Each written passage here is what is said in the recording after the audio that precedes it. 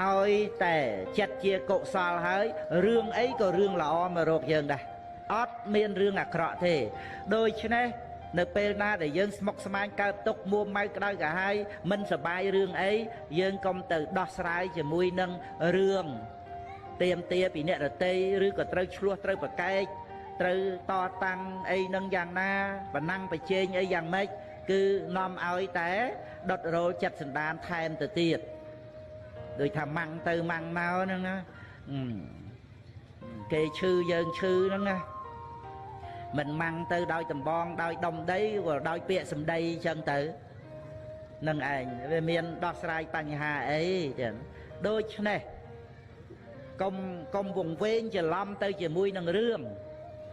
កុំគិតថាយើងទៅរករឿងឲ្យល្អស្រាប់មករកយើង